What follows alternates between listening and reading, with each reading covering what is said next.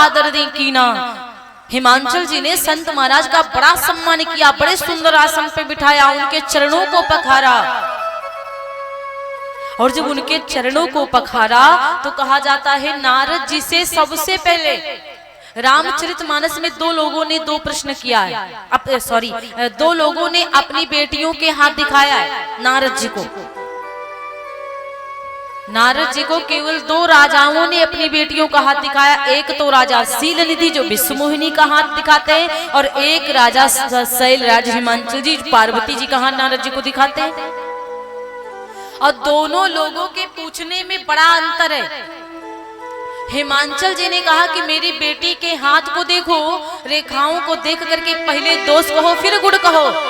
और हिमांचल जी ने जब ये बात कही तो नारद जी पहले उसके गुण देखते हैं, दोष नहीं देखा माता के, गुणों को देखा, क्योंकि माँ में कोई दोष है ही नहीं।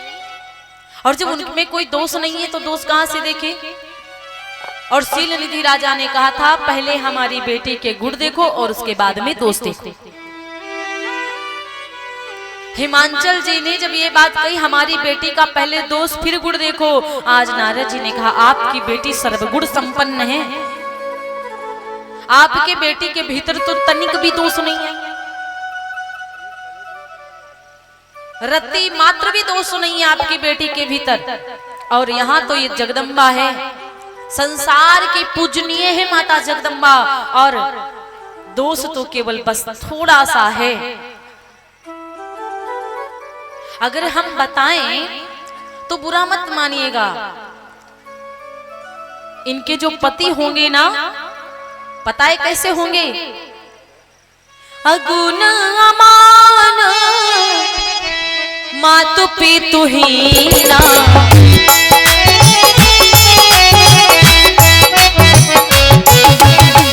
अगुण अमान मातु पितु हीना, उदासीन सब संशय छीना, उदासीन सब संशय छीना।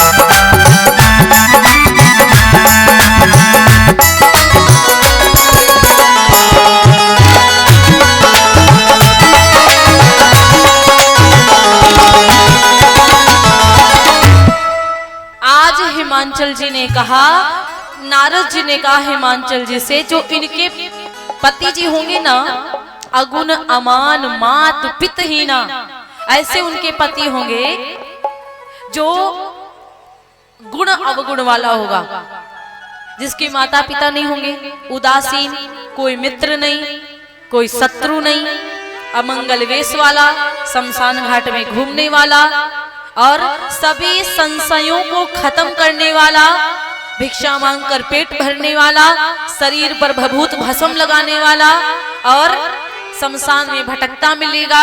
और ऐसा पति आपकी बेटी को मिलेगा। जोगी जटिल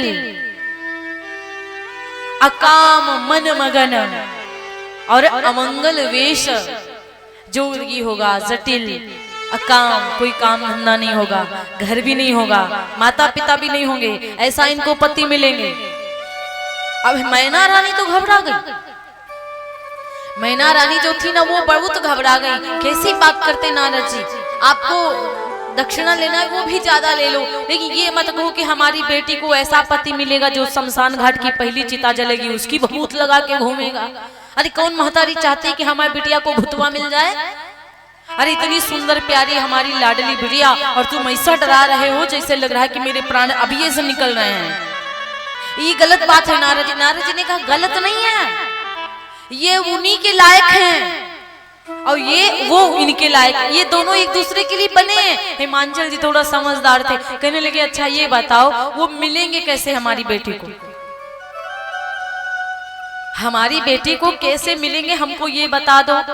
हिमांचल जी ने जब ये बात कही तो नारद जी ने कहा तुम्हारी बेटी को इस प्रकार मिलेंगे जब तुम्हारी बेटी जा करके जंगल में तपस्या करेगी। जो तप करे कुमारी तुम्हारी और भावी व मेट सकही त्रिपुरारी।